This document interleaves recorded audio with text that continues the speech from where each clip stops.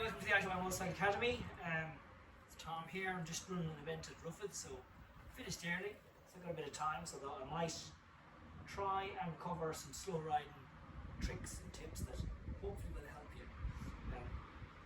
There's so many different videos out there about how to do this.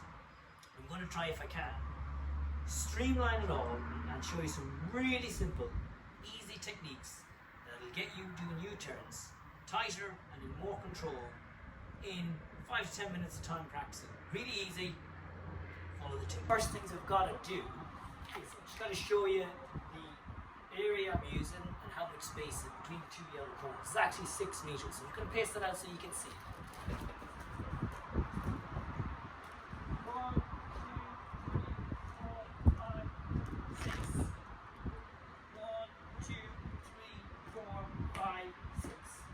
6 meters, that's the area.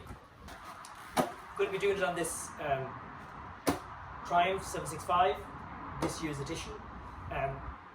Works on most bikes.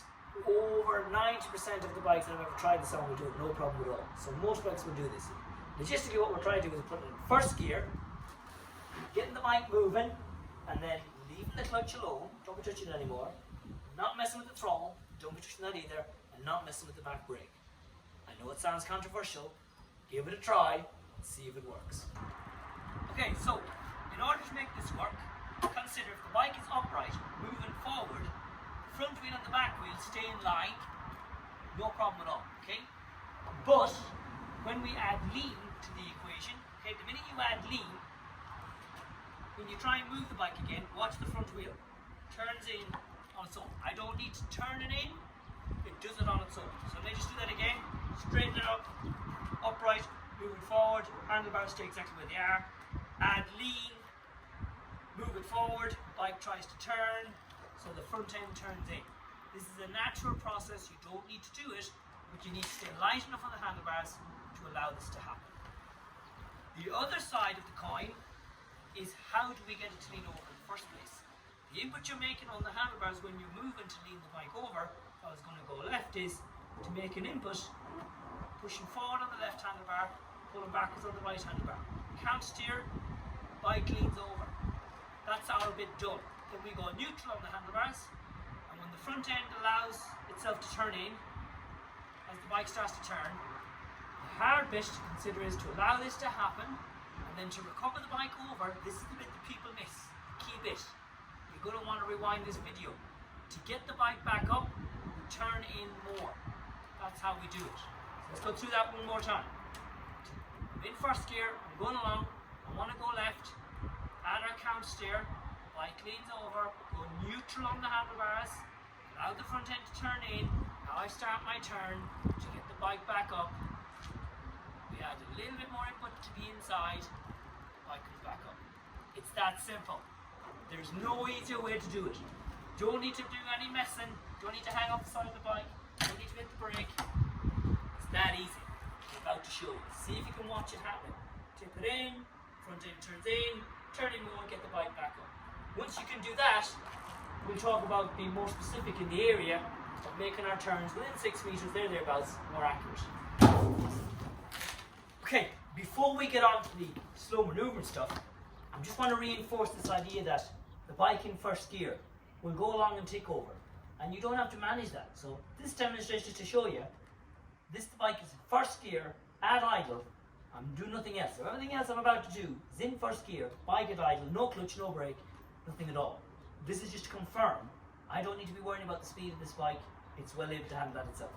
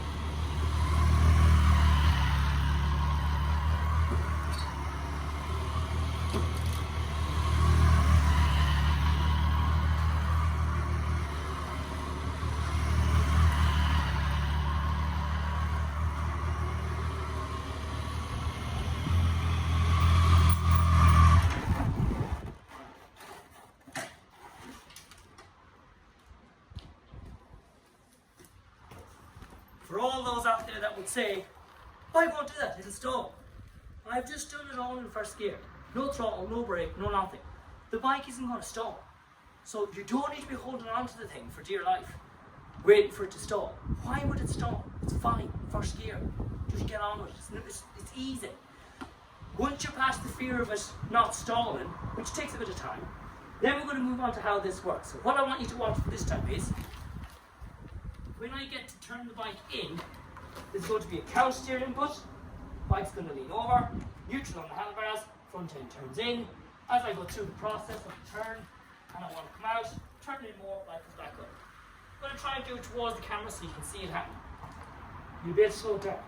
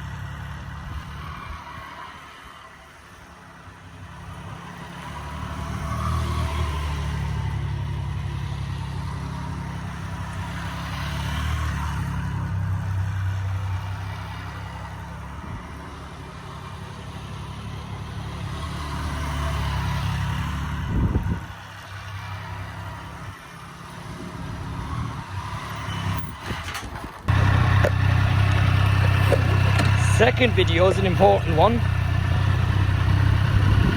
I can do a perfectly good U-turn if I identify from this position. I need to look over and identify, you know, roughly where I'm aiming for, so that I've got immediately I've got a gauge as to where roughly I'm aiming for. So watch how I'm certainly at first looking forward, then I turn over, look over here. That's where I'm aiming for. Now this time I'm going to make a small modification. This is such a good drill to do. This time I want to end up on the outside of this little yellow cone. I want to go just on the outside. I feel like I can go on the inside, but I want to start thinking it's all about where I'm ending up on the other side of my U-turn. This time I want to end up on the inside of that yellow cone. See that? It's trying to take control of it. We need to plan. Execute. Lovely. Here we go. Plan. I want to end up on the outside. And there we go. End up on the outside. Plan it. Execute. Okay? This time, I want to end up on the inside. Start here. Plan it. I want to end up on the inside. Okay? That's how we're doing it. Do it again. End up inside of the yellow cone. Yeah. Inside. Okay?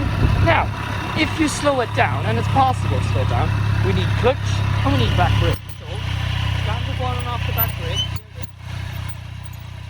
Okay? You can also hear it. I am slipping the clutch a little bit. Not much, but enough. Slow things down. I'm going to go much slower, but just watch the space that I need. I still need every bit of the space. Not even going to make it that time.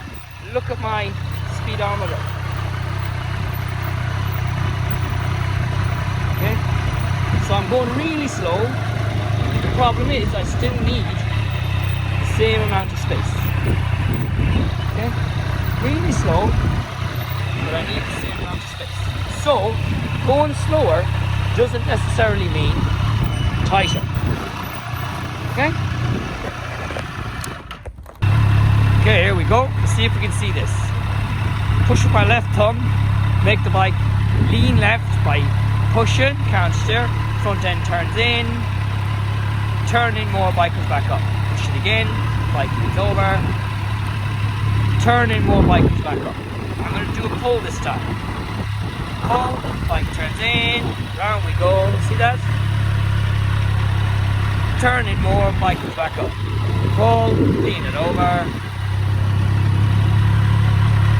Pull it more, bike comes back up. Other side, left. Again, can't steer it over, bike's leaned over, perfect. Turn it more, bike comes back up. Lean it over. Turn it more, bike comes back up. So one more time. Lean it over. Turn it more, bike comes back up. Okay? That's how it's done. So see if you can see this in play. These are the handlebars. I'm going to try and go left. So that's pushing the left handlebar forward. Here we go. Push, bike leans over. Turn it more, bike comes back up. Push, bike leans over. Turn it more, bike comes back up. That's the idea. Push, bike leans over. Front end turns in. Turn. Now what I'm not forcing my hand. So when this thing actually turns around, so when I actually add steering, watch on my hand. It allows it. See that?